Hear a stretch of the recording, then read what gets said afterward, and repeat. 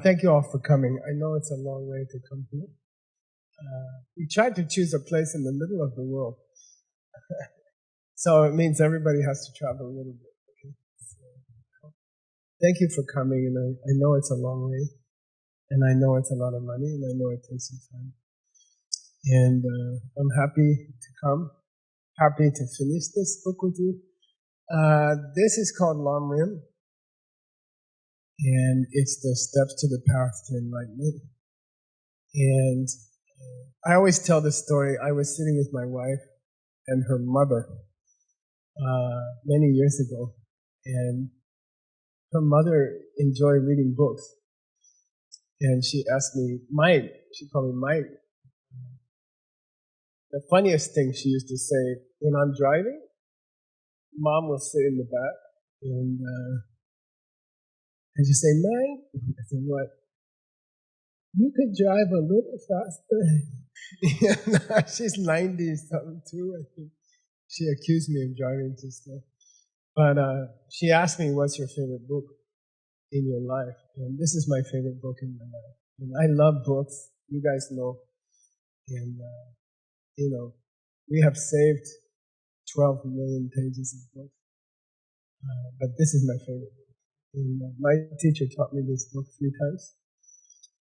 It took 30 years. So I'm actually pretty fast. Only 13 years so far. We can finish pretty soon. This, as you probably know, was a teaching given by my teacher's teacher, named Pabonko Rinpoche. And his student was Trijang Rinpoche. Trijang Rinpoche was a young Lama. In Tibet, Lama means incarnated Lama. It doesn't mean Lama. In the monastery, Lama means you are the incarnation of another person. And usually the Lamas are a little bit irritating young guys. And many of them hit me with their bicycles and things like that. And but he was very unusual. And I guess, I don't know how old he was, maybe 20 or 25, but he sat in the teaching for 24 days. I think 1921 or something like that. And he listened to the teaching by his teacher. And then he made notes. And he worked on those notes, I think for 15 or 20 years. And he made this book called, some people call it Liberation in the Palm of Your Hands. The real title is A Gift of Liberation put into the palm of your hand. So I like to call it a gift in the hands or something like that. And it means you don't have to try too hard to get enlightened. You just calm, try not to fall asleep. Even if you fall asleep, there's a blessing. And they put the enlightenment in your hand, and you don't have to do so. You don't have to work so hard. It's kind of like a gift, free gift, And that's the name of the book, and it was the greatest book, I think, ever written in Tibetan language. So this is sort of a monument to the Tibetan language. The Tibetan language died about 50 years ago, 45 years ago. It was killed, and it's gone. As a language, it's been destroyed. So this is the greatest book in the Tibetan language, I think. And it's poetry. It's pure poetry.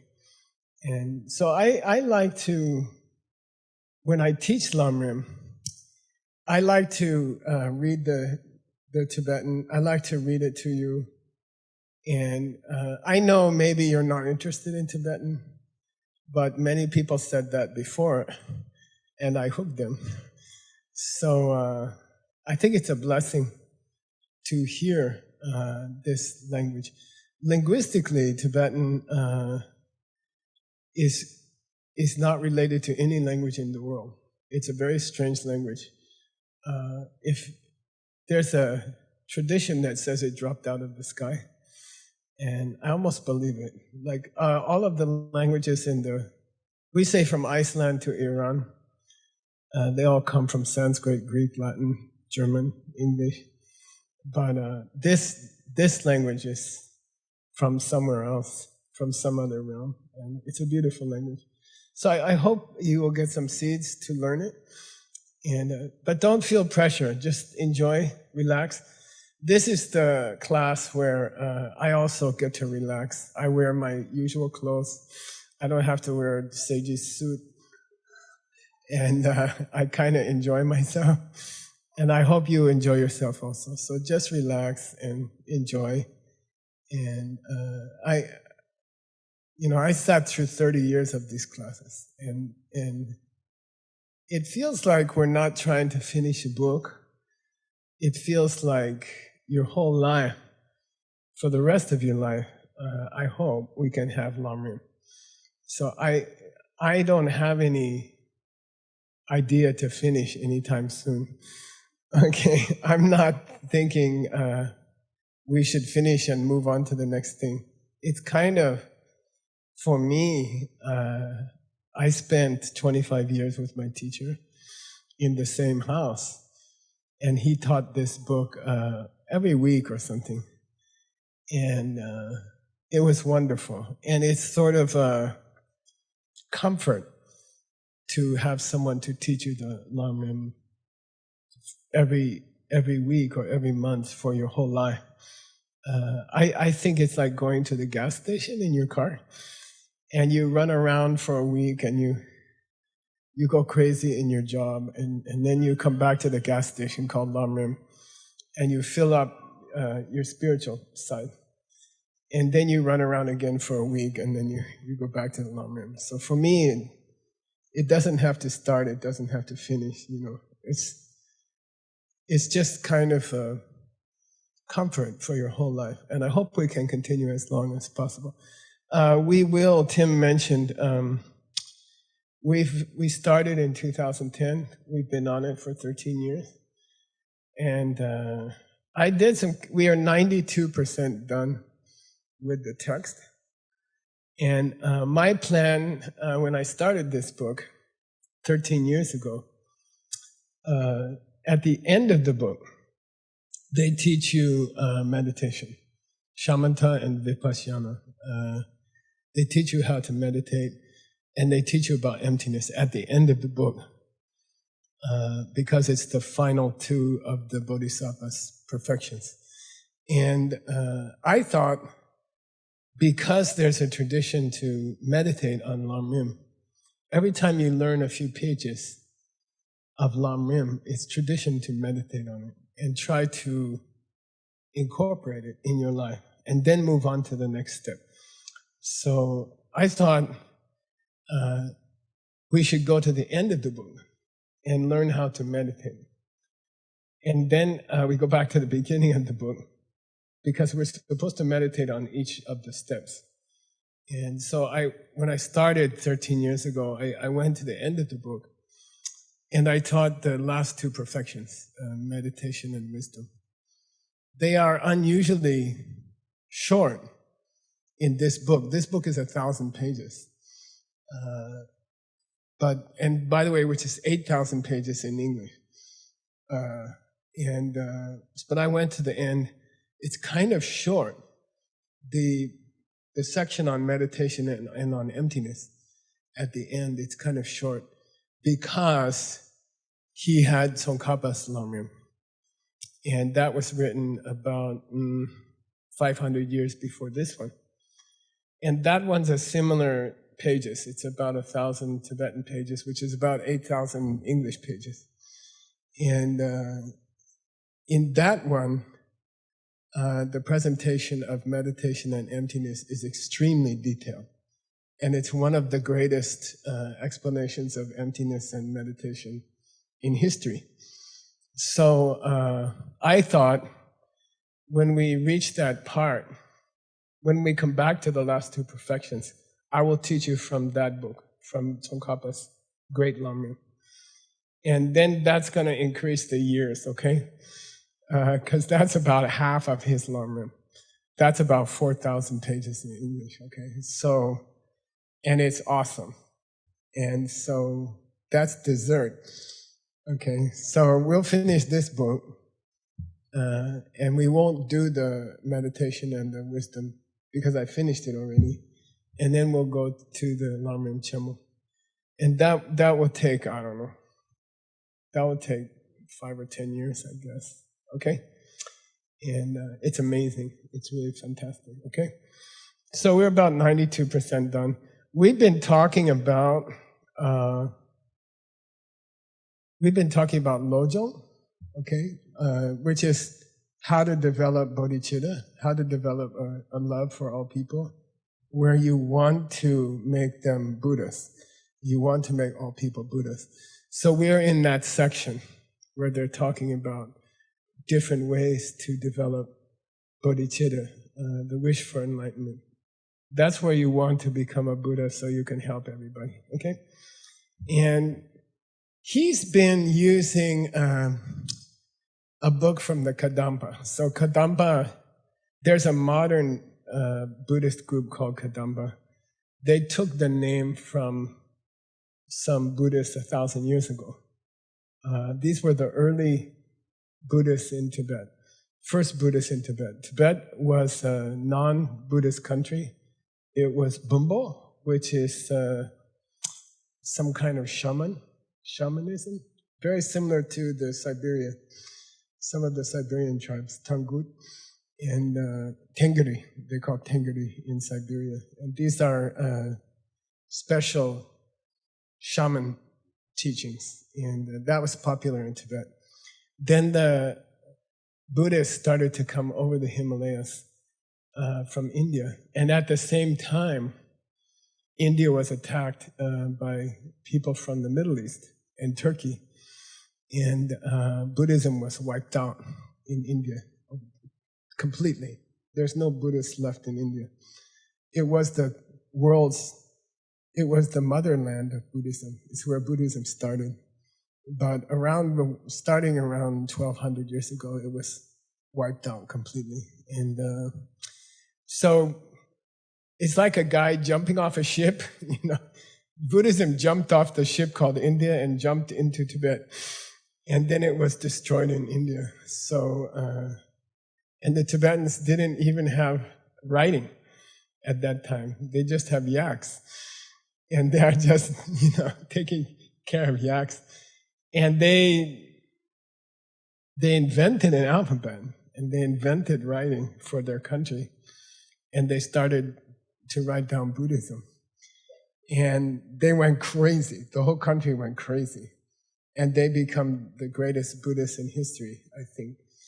And they, we're cataloging 400, 500,000 books. They wrote 400, 500,000 books on Buddhism. And they are high quality. Every book is amazing.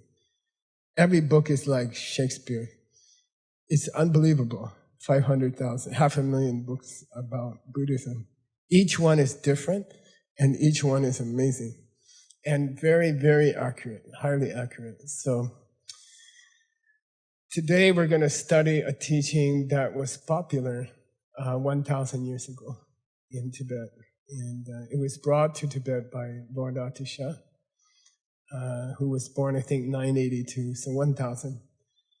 And we're working on a book. Seiji, you want to raise your hand? Seiji Rao, he's one of our translators. And he's the vice president of DCI and SCIM. He works very hard. Because of his hard work, I get salary. And God bless you, and please live a long life. And so I don't have to worry about money. I have this good salary, and because of his work. And he asked, can I be a translator? Can I learn how to translate? This was 7 or 8 years ago. And we started. And he finished a very great book of poetry that was written 1,000 years ago. And right now we are cleaning up the book. And it's an extraordinary book. And it's by someone named Dharma. And his student was Atisha. And Atisha was a great Indian master. who came to Tibet. He agreed to come for 6 months or something. And then there was a war, and he stayed for 12 years. And he helped to start Buddhism in Tibet. So we're going to read some poetry, which is from his times. And this is called Lojong Dunduma. It's 7 topics about how to become a Buddha, okay? And it's very, very sweet. If you took the ACI courses, I think it's in course number 14. When I first taught ACI courses in 1990s in New York, course number 13 is Buddhist logic. I think Rob was there, I don't know. And I lost half of my students.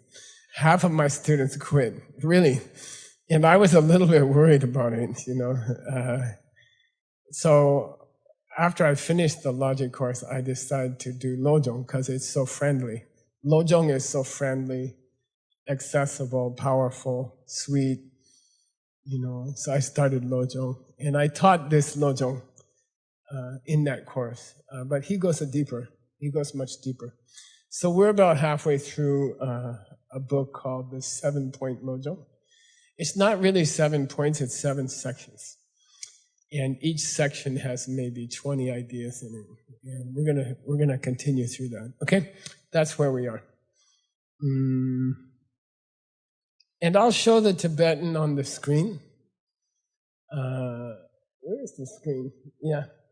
And don't get nervous, okay? You don't have to learn Tibetan.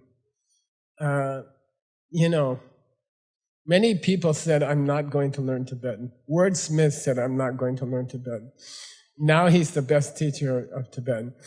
So just relax, learn a few words, it's okay. It's like my Japanese, or like my Chinese, like ni hao, wei shima, you know, and you can learn a few words. It's good luck for your next life. Okay, so just relax. You don't have to memorize anything. This is a comfortable class. I am talking to your subconscious, okay? And it will change your heart, even you don't want to. This teaching will change your heart, okay? I'm also going to show pictures, which I call Idim. Idim means idea, image. And I'll show you a picture to help you remember the main ideas, okay? You don't even have to remember the Tibetan word. Just remember the picture, okay? And each picture will have a meaning, okay? And Geshe-la's habit is to hand out $100 bills to people who can tell me what's the picture, okay?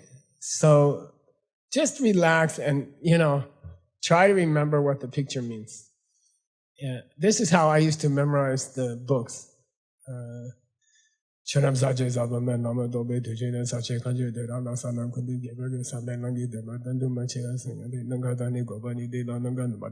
Like that. And I will connect a picture to each idea. And then I could memorize the whole book, you know. So pictures are very powerful. I think that's why Chinese language is so powerful, so efficient, because it's based on pictures. So learn the pictures, look at the pictures, try to remember what the picture means. Maybe you can win $100. And actually $100 is usually 100 lifetimes of happiness. If you can answer the question, okay? So try to learn the pictures. And I will test you tomorrow. I'll show you the picture and I'll say, who can tell me what's this picture? And then don't be all nervous and just relax and have fun, okay? Lamrim is fun. It's not like those other courses, okay? All right, not like SCIM or difficult things, DCI, okay? So here's the first picture, okay? And I have fun choosing the pictures. Yeah, it's a lady saying goodbye, okay? And the subject that we're on is Powa.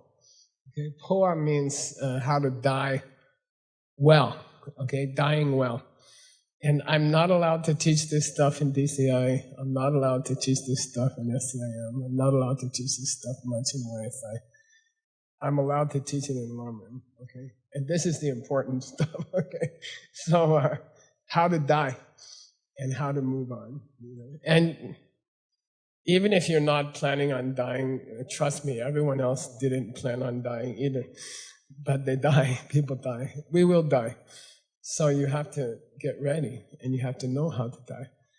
And, you know, I went to Princeton University, second year now, it's #1 in the world, the university, but they don't teach how to die. There's no course how to die. And we are lucky to have Lamrim. We are lucky to have some instructions how to die well, okay? And, you know, you can learn how to be a doctor and you can learn how to be an engineer, but you're not sure you're going to be a doctor and you're not sure you're going to be an engineer. But when you learn how to die, you're going to use that degree. Definitely. Okay? So, and learn it while you're young, and then you don't have to worry later. Okay? Learn it now. And if you don't die for 20 years, that's nice.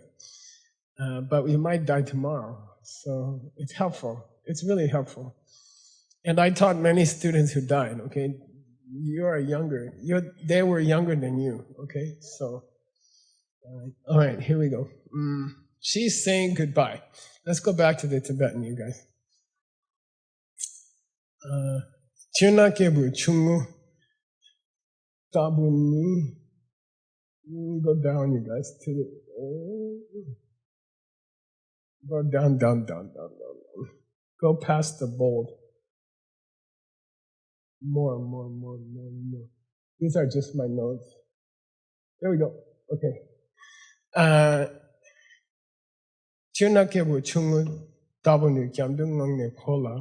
So they're talking about Powa. Powa means how to die well, and how to go to the next place well. Powa means to travel to the next world. Okay. And here he says, minimum, when you die, try to remember the 3 jewels, okay? Minimum, while you die, try to remember the 3 jewels. Buddha, Dharma, Sangha, okay? Buddha, Dharma, Sangha. The jewel Buddha, jewel Dharma, jewel Sangha is different from Buddha, Dharma, Sangha. Not the same thing. Buddha is a person, Dharma is the books, Sangha is the monks and nuns. But the jewel, the sambal, 3 jewels, that's a completely different thing, okay? And each one means emptiness. Each one refers to emptiness, okay? Buddha means the real protector in Buddhism is the emptiness of the Buddha, okay? Not even the physical body, but the emptiness of the Buddha. We don't go to a Buddhist temple and worship statues. That's not Buddhism, okay? Go to a Buddhist temple, light incense, give it to the Buddha. It's not Buddhism, okay? Buddhism is to understand what is the Buddha, and the Buddha is emptiness, okay? Buddha is emptiness of Buddha. When you take refuge in that, the Buddha's emptiness, okay? That's what can protect you, not Buddha, okay? Dharma means the perception of emptiness, okay?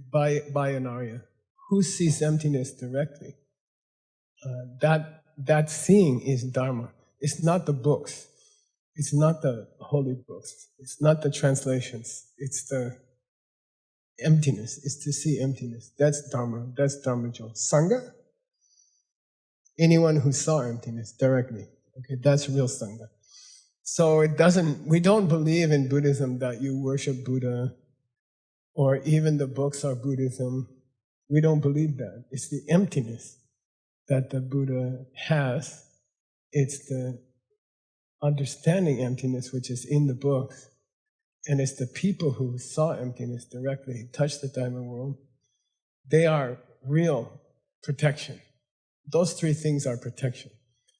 There's a very famous sad joke that when Buddha was alive, his town was attacked.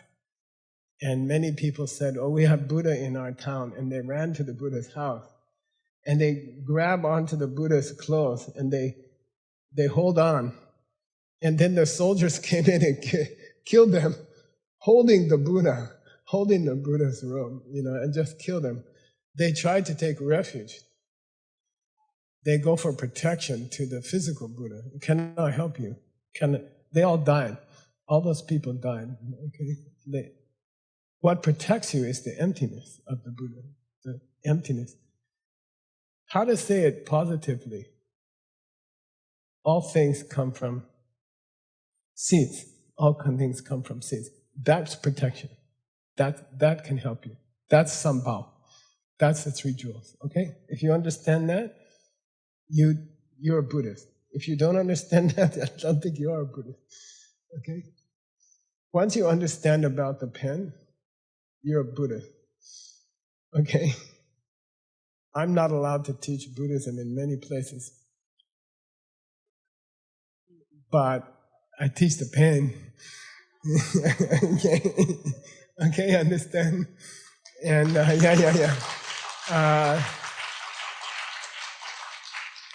and if you don't understand the pen, then you're not a Buddhist. Okay, and then we can't help you. It's not going to help you. Okay, so here he says minimum Powa, minimum Powa.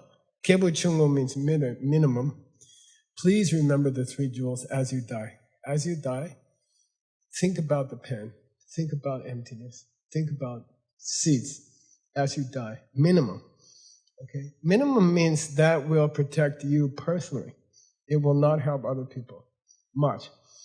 Okay? If you can die, as you die, remember seeds, where things come from. It will help you to die.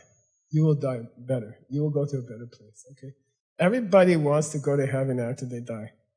Someone asked me, a Chinese person asked me this week, now I lay me down to sleep, ask the Lord my soul to keep, if I die before I wake, ask the Lord my soul to take. We learned this prayer when we are 6 years old, 5 years old. It means it's a Christian prayer.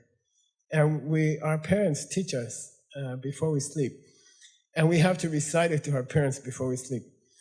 And it means, if I die tonight, please, Jesus take me, or God, please take me. It's like that. It's a motivation for when you die. Okay. And in Buddhism, if you can die and remember the seeds, you will have a good Powa. You will have a good rebirth. Okay. Everybody's like, I don't know, hold this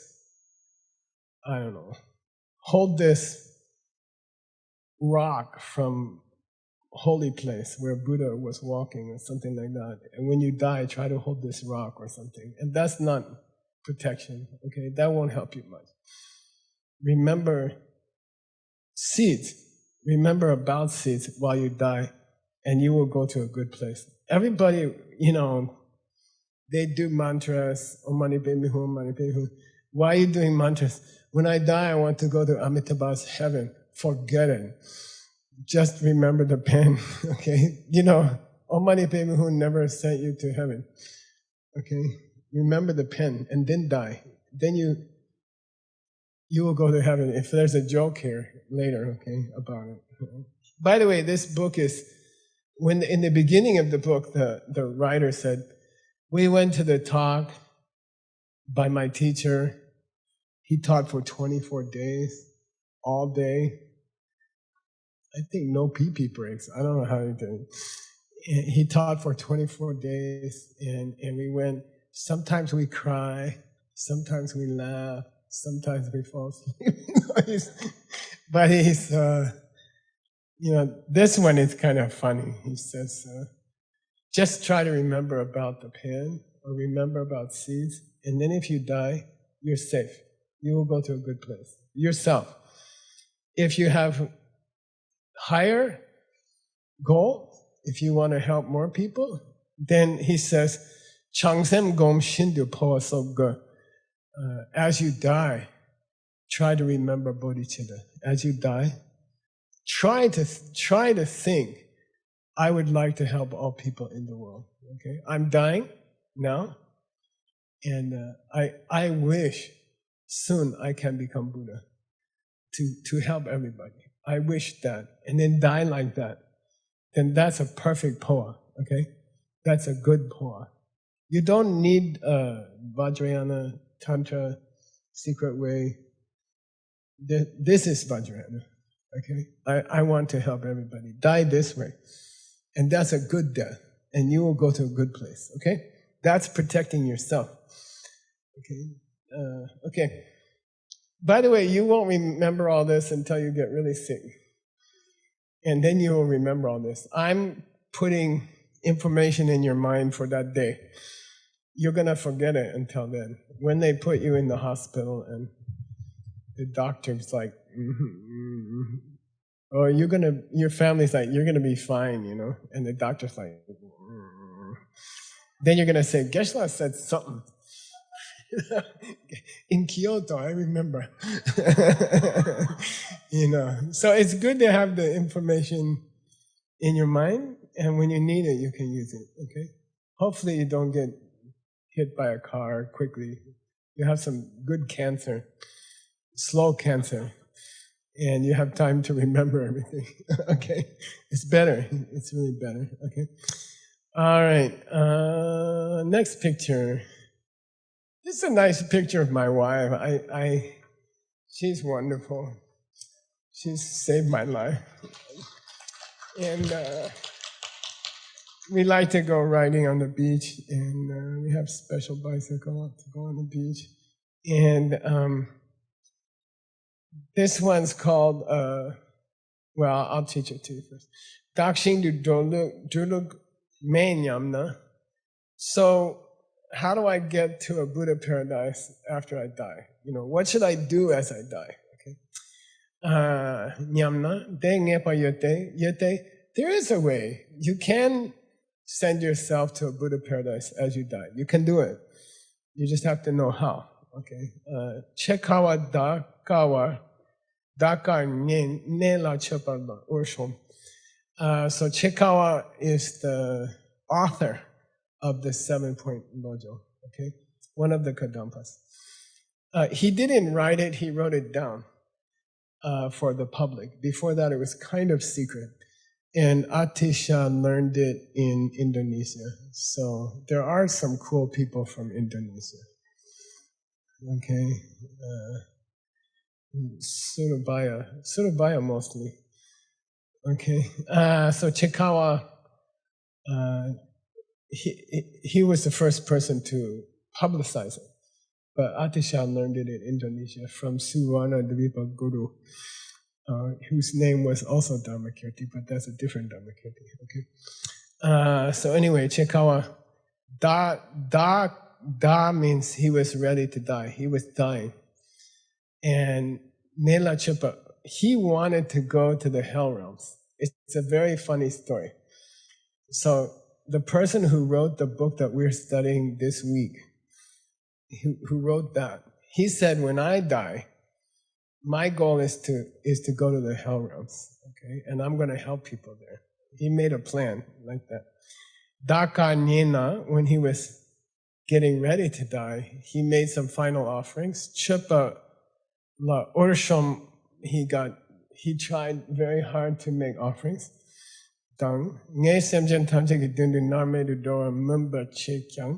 He prayed, I want to go to Narme. I don't, not just I want to go to hell to help the people there. When I die, I want to go to the lowest hell. Okay, this hell is unbelievable.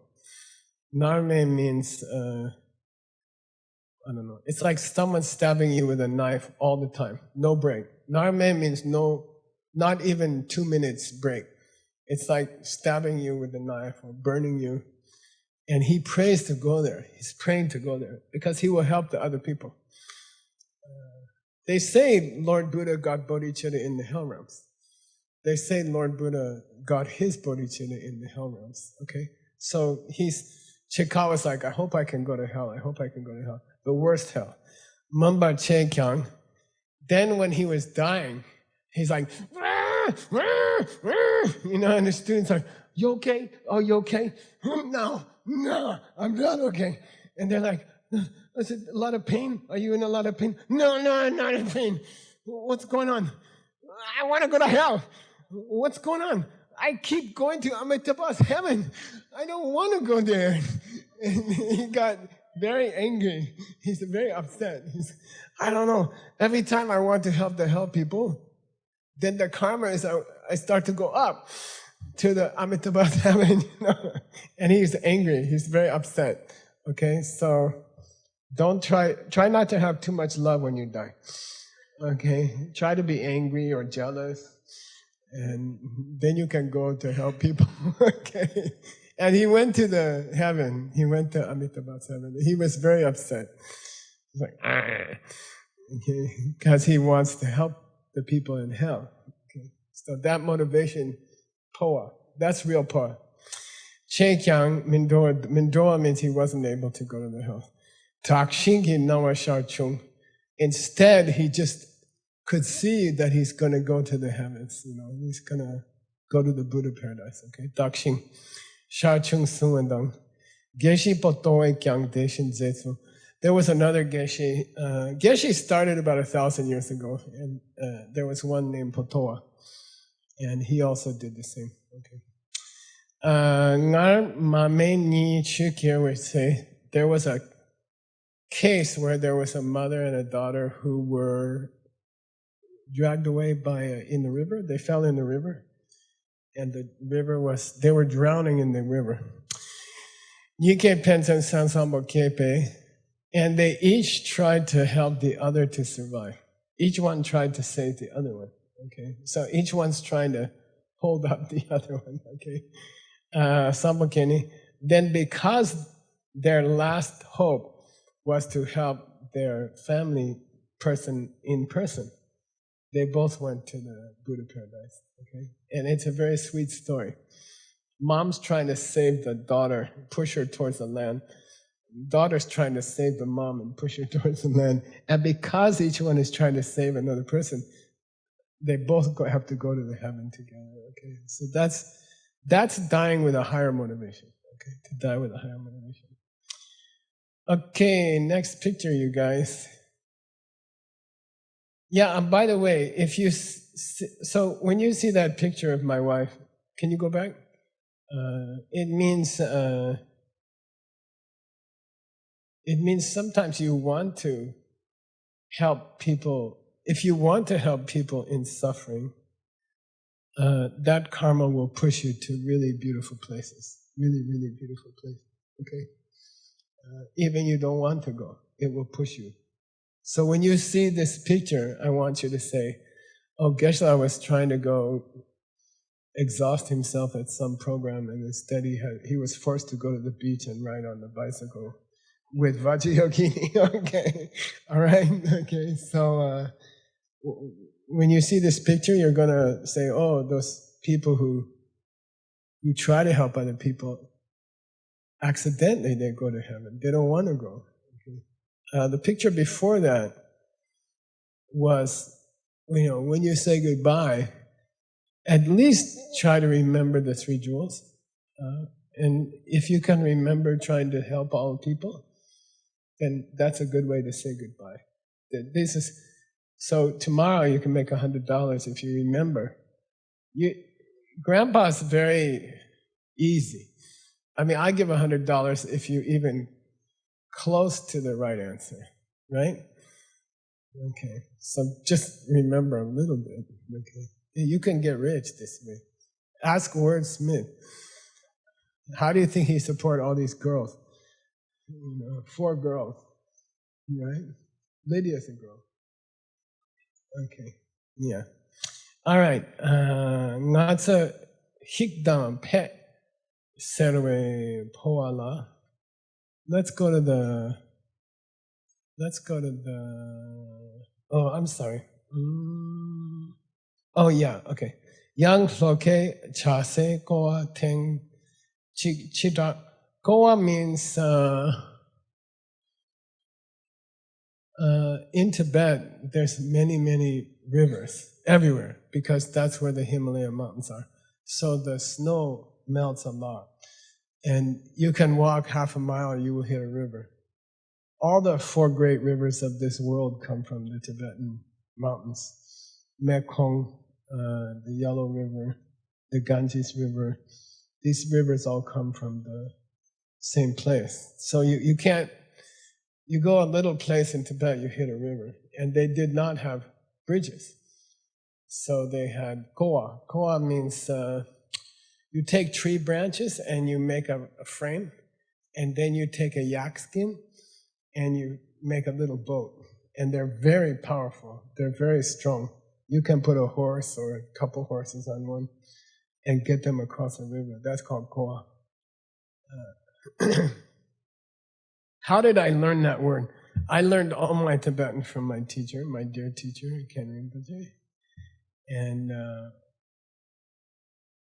one day the toilet overflowed, and all the poo-poos came out like on the river. And he said, "Oh, it looks like Koa." I said, "What's Koa?" He said, "It's the leather boat in Tibet. And it looks exactly like that." And he said, "Clean it up." So I always remember, okay, Koa. He says there was a Koa that was going to sink. Pangchen is the ancient word for an important messenger. Okay, what's the other common word for messenger?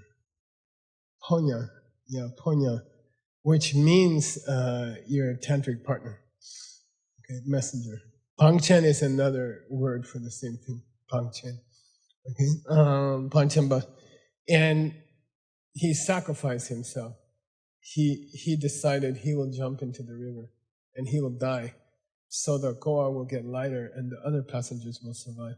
So he volunteered. He didn't tell anybody. He just jumped off. Immediately he jumped off the koa and he died. Okay. Samsamuke de chul chong kyang mashiwa, but he didn't die. He wanted to die, so that the other people will survive. Ja sukpa chungwa, and then a rainbow came and struck him. Chungwa tar semsang so kyepachen chanchuk sem chuma tsun seltapana ne sawa kyewa tatsome, and then he was taken off to a Buddha paradise. Okay, he jumped in the river to save the other passengers, and then this rainbow hit him, and he disappeared on the rainbow. This is a rainbow at Diamond Mountain. I just thought it was a nice rainbow. We have nice rainbows there. You should come. If you don't learn to do some deep retreat in your life, you wasted your life. Okay? You can miss a few months of work. You won't remember after 6 years or 5 years, okay? But you got to do some retreat, okay? You got to do some retreat. Do some retreat, okay? Very, very important, okay? You miss a year of work or something, or they don't choose you vice president of the year or something. That's okay. That's not going to help you when you die. But the retreat will help you. I gave up many positions to do my retreats. And then they came anyway, right? It's like jumping in the water. Okay. So, okay. Then there's okay, let's go to the next picture. Or let's go to the text. You ready? Let's go to the text. Ngā tsō hik tang fet. Say hik. Fet. Fet is a very strange word in Tibet. There's no F in Tibetan. They don't have F. But they have one. It's called fet. And it means like, it's like another F word. You understand? Very strong word. You know, like fet. You go this mudra, fet. You know, fet.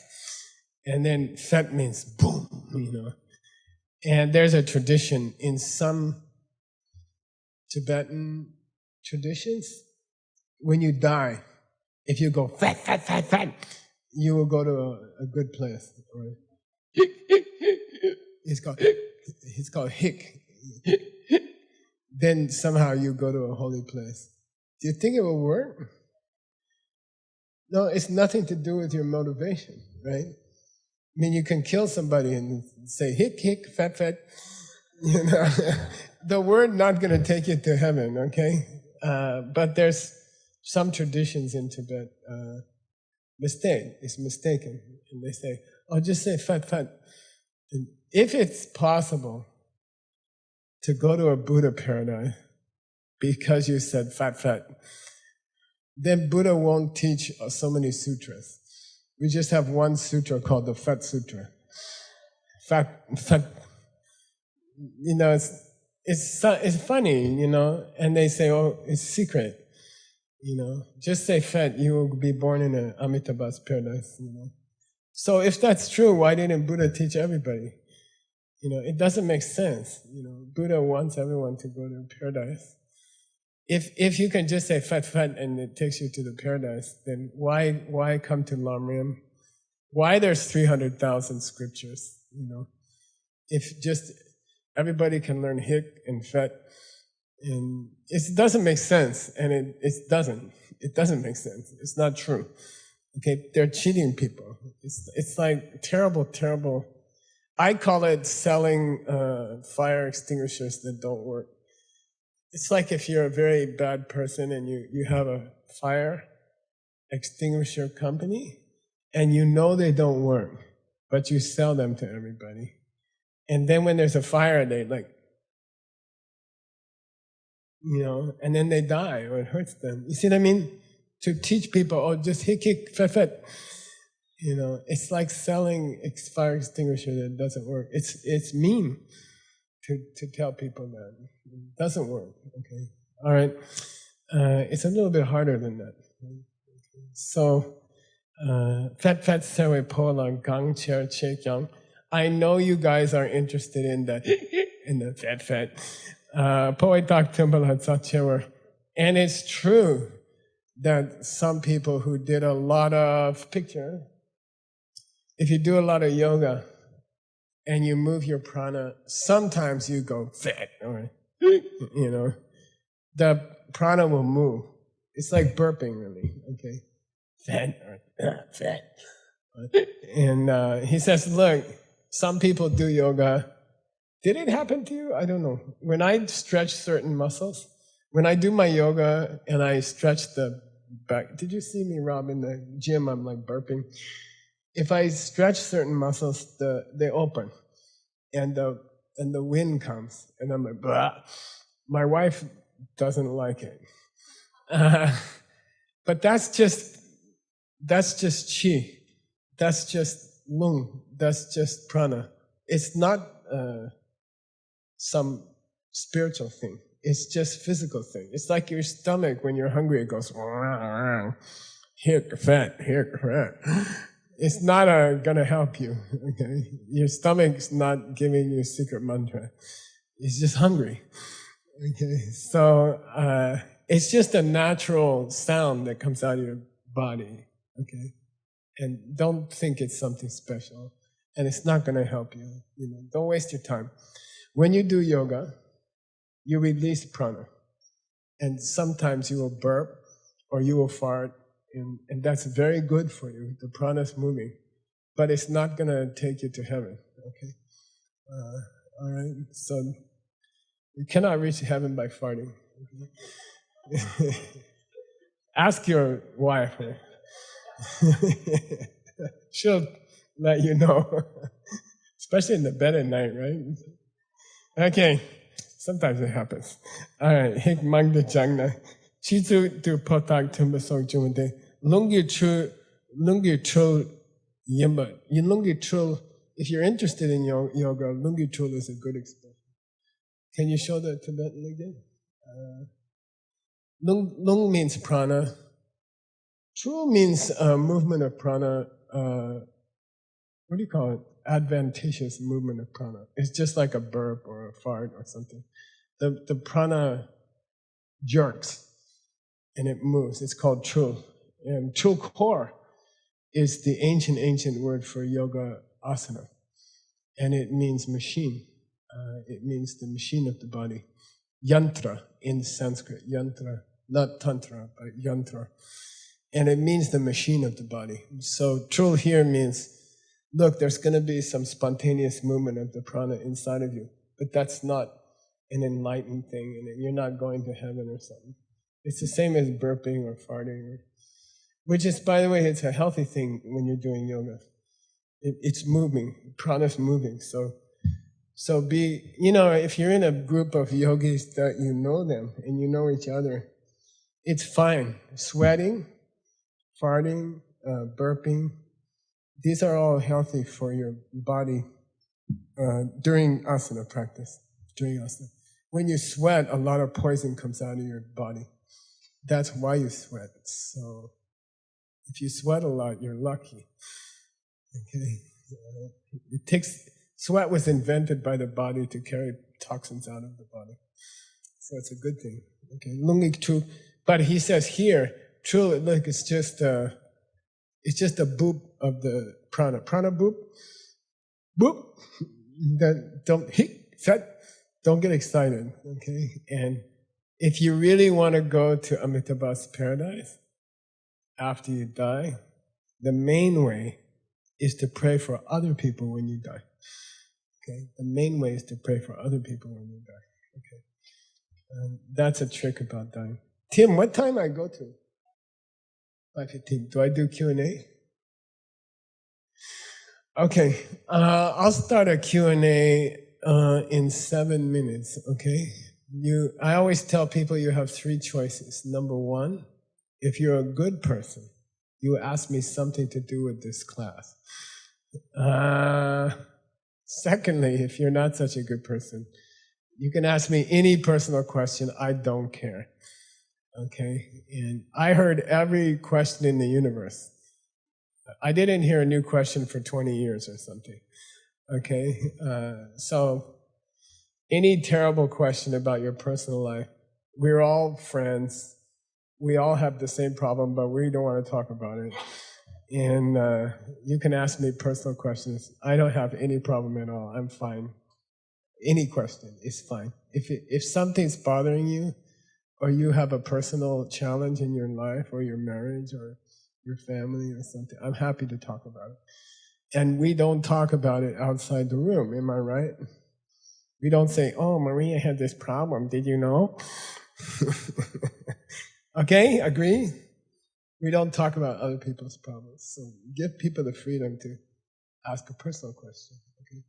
And then thirdly, if you want a philosophy question, I'm happy to answer a philosophy question.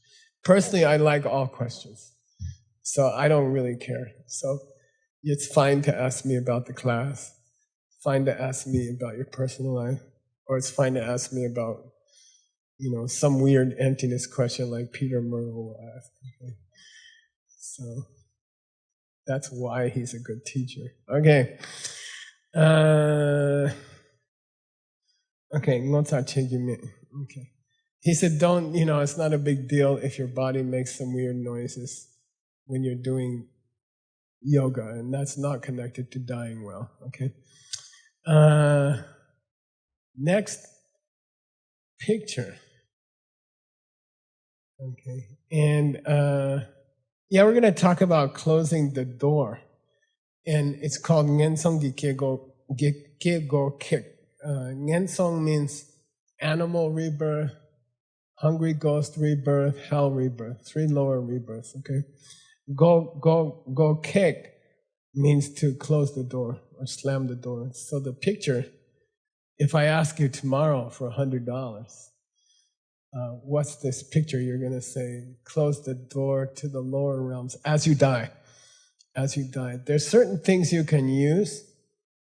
There's certain ideas you can think about when you die, and you cannot be born in the lower realms. The best one is the pen. The best one is the pen. Okay? If you really understand the pen, and doesn't matter you're Buddhist or not Buddhist, it doesn't matter at all. If you really understand the pen, you cannot take a lower birth. It's not possible. Okay? That's unbelievable. That's why Grandpa teaches the pen everywhere. Even you heard it before. Because I'm trying to close your door. Okay? And I don't tell the DCI audiences, and you know that. But I never let them get away without the pen. Okay? Because I'm trying to keep them out of the lower realms. Okay? If you understand the pen well, you cannot be born as an animal. You cannot go to the hells. You cannot be a ghost. You will be born at least as a human. Okay? So it's important. The reason Grandpa repeats it over and over again is not because I forgot. Some guy told me in Singapore, I'm sorry, he wasn't from Singapore, okay? He said, Geshe, can I get my money back? Why? You forgot you taught the pen last year. I'm like, no, I didn't forget I taught the pen last year. I'm trying to do something else for you. Okay? All right? Okay. And if you really want to help people, then teach them the pen over and over again. Okay? Just teach the pen over and over again. I teach it all the time. I'm like on an airplane. I teach it to the person sitting next to me. They think I'm crazy. You know, they're like, I don't want to know about that. I'm like, I don't care. All right.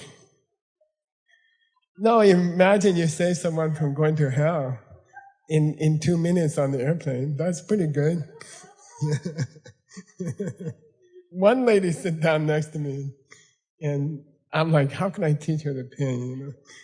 And she has a book, and she's staring at me, and then she showed me it's the Diamond Cutter business book, and she pointed to my picture. She said, and I'm like, yeah, and she says, I was just wondering if I ever can meet you in my life. I said, you need to know about the pen. It was fun. It was in England. Yeah. It was cool. Okay. Closing the door. Lojong ge Powa la hikdam fet mekyang.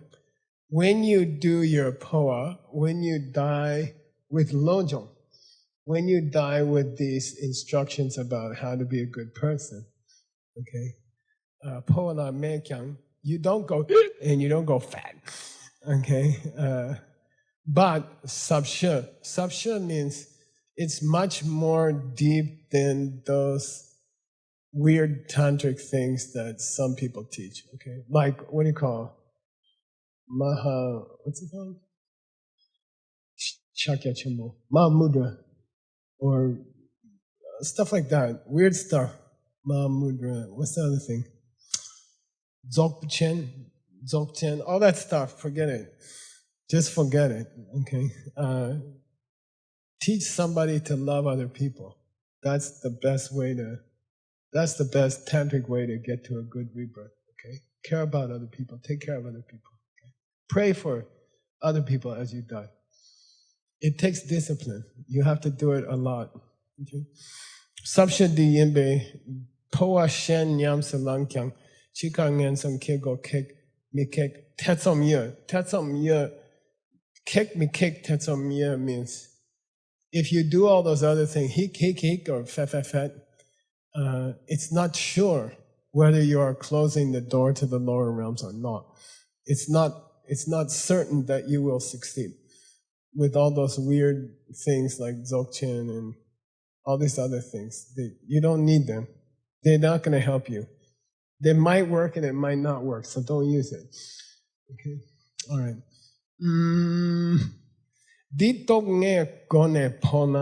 We want to try to die with the 5 powers. And the next part of this book is called The 5 Powers for Dying Well. By the way, dying, you all look too serious. Okay? You're looking very serious, you know. Oh, Geshe is teaching dying. You know, you should be happy. You know, you should be like silly, you know, like Sugeng. You should be like, I'm gonna die. I'm gonna die so goddamn good. You know, this is great. This is great stuff. You know, I'm so happy he's not teaching DCI. You know, we're learning how to die. Finally, somebody teaching me how to die. God bless, you know. And you should be happy and relaxed. If you know how to die, it's like not a big thing, okay? And you can see where you're going, you know when you're going, you know where you're going afterwards, and you just relax about it, okay? It's like taking a subway or something, okay? You don't worry about it. You don't get too serious about it. I had a doctor recently. You were there, I think. The one in Flagstaff, she said, if this happened, you're going to die like that, and it's going to be terrible. And I'm like, okay, and she says,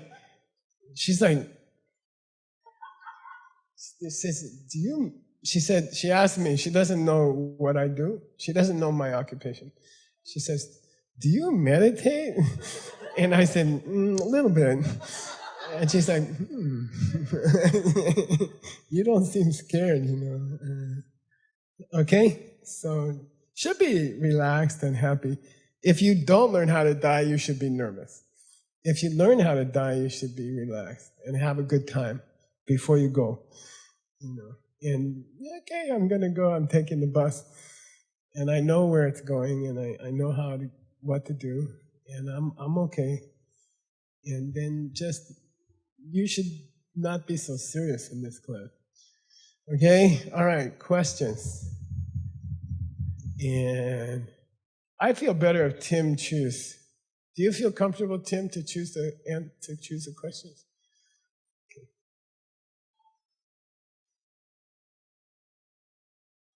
By the way, keep coming to Lamrim, okay? We'll come to Kyoto as much as we can. But keep coming. It's good for you. It's really important, okay? And we won't charge you. There's no charge for the class, okay? You make it here, you're okay. If Tim charges you, let me know. Okay. All right.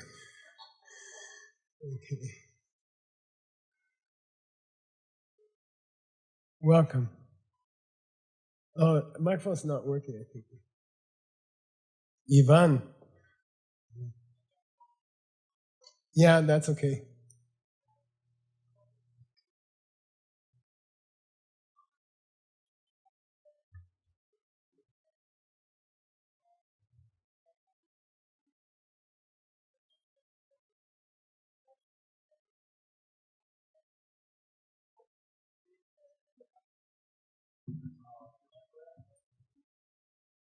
Yeah, good question. Geshe, could you repeat the question, please? I'm going to repeat the question. Thank you. Yeah. Let's say I do the right practice. Let's say I die with Bodhicitta, and I do go to a Buddha paradise. Well, what happens after that?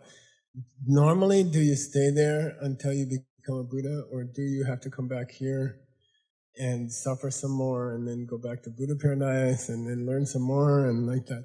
So generally, if you die this way, you go to a Buddha paradise, you study with a Buddha or many Buddhists there, and then you're finished, and you get to stay there. You get to stay there permanently, okay? So it's a good place, it's a good career move to go to the Buddha paradise, okay? And they will teach you until you become a Buddha. You don't have to come back here. You can come if you want to help people, but you don't have to. Like that, okay? And it's beautiful to... By the way, you can see where you're going if you meditate a lot. You can see what's next. If you see emptiness, you can see 500 years ahead. Okay? You can see where you're going. And then it's much more comfortable. Maybe one person out of 100 million knows where they're going.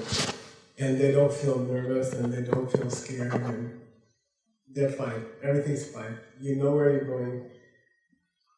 When you can see emptiness directly, and then you die, when you see emptiness directly, you see where you're going next. And you even see who's going to take care of you when you're a kid. You can see the teachers. You know who's the teachers. So it's very relaxed, You're like, oh, I know where I'm going. I know who's going to teach me. And they're really nice people, super nice people. And you meet them when you're just a baby. And they'll take care of you. And you won't remember for about 15 years who you are. And they will take care of you. You make the karma that very, very good people will take care of you until you remember who you are. And it's very beautiful. And you see it. directly. So, you're on an airplane and the plane starts going like this, and everyone's like, and you're like, yeah, okay. Like, you know what's coming. So. And it's a wonderful feeling, to know where you're going and to be sure and to just relax. Then you can really enjoy life. I think most people cannot enjoy life because deep down they're scared. I don't care if they are, great soldier or something. Everyone's scared to die. I don't care who you are. People who commit suicide are super scared to die. They're so scared they kill themselves, So if you can touch emptiness directly, then you know where you're going, you know how you're going to die, and you can relax, and the pressure's off. And then you can really have fun in this life. I think only a person who knows how to die can have fun. They can really have fun. Okay? Tim.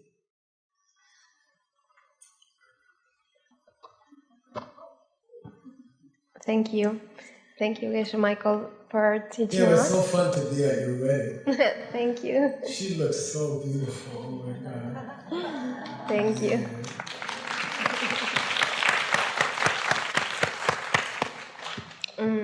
I want to ask you about the. Sometimes I'm help a cancer foundation, and there are families who has kids with cancer, and the parents and the kids are asking why I have this illness and why I have to be in a hospital. And they are making a lot of questions, but it's so hard to say where is this coming from because they are in a very deep pain. And what is the best way, because we cannot say what is the cause, but what is the best way to help them to have answers and practice to get better seeds? Yeah, good question. Okay. There's yesterday in the car from the airport, I was translating something, and I got an email from Aisha Skoufalos, Anatole Nguyen's wife, and she's helping us find Sanskrit books. And I asked her, there's these caves in China in the edge of the Gobi Desert, and they're called Dunhuang caves. And they found many books there in a secret wall, behind a secret wall. And they found over 3,000 books, right, Stanley? Something more.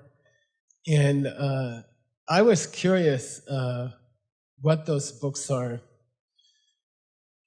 How good are the books there?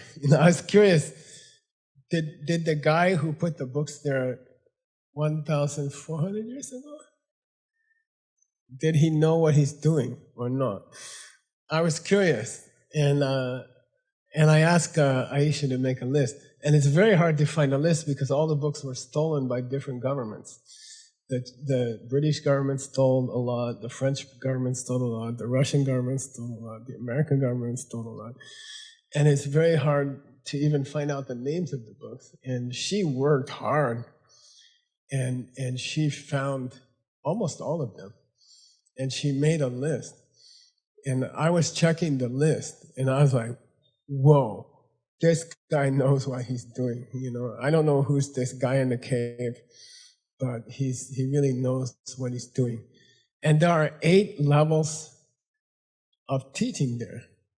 I call it the 8 languages. There's 8 different Buddhist languages. It's so nice to be able to say the word Buddhist in a talk. I'm always like, boom. So there's 8 different levels of Buddhism. And 6 or 7 of them are, what do you call it? They're not the real answer. Okay? They're lower schools of Buddhism. All the 8 schools of Buddhism, or the 8 languages of Buddhism, and we're covering all of them in our translation team. And they're all in Dunhuang. All of them are in Dunhuang, which to me means that guy knew what he's doing. But there's lower presentation and there's higher presentation, which means when you teach a group of people, any teacher who teach a group of people, first you have to watch their faces, If they go like this, then you have to change your language. You have to move down the language to a lower language, And then if they go like, or they fall asleep, you have to change the language again. Every time Buddha taught, Buddha used one of 8 different languages, depending on the students, okay? Some students are super smart. They're like, like Sugang when I first met him. I mean, he came to a talk with 1,500 people at the trade union auditorium in Singapore. I picked him out to Jenny Wong. Do you remember? I said, go get that guy. He understands. He's like, And if you see, so you move up and down the language ladder. It's the same in the cancer ward for the children, okay? How much can you tell the children? How much can you tell the parents? You have to be a Buddha, and you have to adjust your language. You have to try this language. If they look confused, or it's hurting them or something, then you go down. And you go down, down, down, down until they look happy. And then you communicate on that level. And you communicate on that level for a while. And then you move up to the next level and move up to the next level. So it's constant for all teachers, all Buddhist teachers. Even you're just a volunteer in a children's cancer hospital. You have to speak the language of your audience. And we have an example called Buddha. He's the example. Buddha gave us example. I told my friend, I'll tell you a funny story. I used to take the bus to work because I don't want to spend the money to buy a car. For 19 years, I do 4 hours every day on the bus. For 19 years, I take the bus because I want to give the money to the monastery. And I didn't buy a car. And so one night the bus broke down. 2 hours, but the guy said, everybody get off, And we're like, what? He says the next bus is coming in half an hour or 1 hour. They will stop. And we're like, it's cold. It's winter in New Jersey. I'm so glad I don't live in New Jersey anymore. It's cold and it's terrible. And there's just a bar there. There's a bar, I'm like, oh man, let's see, I want to stay cold or I want to go in the bar, And it was a naughty bar. There was some bad shows going on. And I was like, God, it's really cold, So I went in the bar. And then I started teaching Dharma to these 2 guys in the bar. It was so fun. And they're like, really? And I've got this pen, and the woman's going like this. And I'm like, yeah, this is pen, And they're, whoa.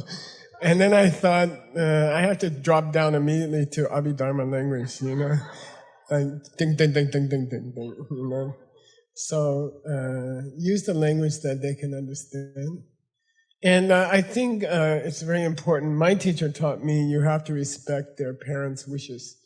You cannot teach them things that the parents don't want you to teach. So you have to kind of check in with the parents and see what's the level of the parents. And then there's always something you can help. There's always good things you can say. But I think it's respectful to ask the parents or to, to see what the parents' reaction is and adjust your language according to the parents' reaction. But my experience is kids can understand everything. Kids can understand everything. So be bold also. be bold with them. Don't teach them something that parents don't want you to teach, but don't be scared to say deep things, because kids are really smart. I think every year we add to our life, we get more stupid. So the kids are really smart. Tim, what's up? Half an hour break, you guys, okay? And relax and go pee-pee. Have something to drink. It's not a great time of day to have a class. It's difficult to focus in the evening. So have something to drink. Okay? See you in half an hour. Okay.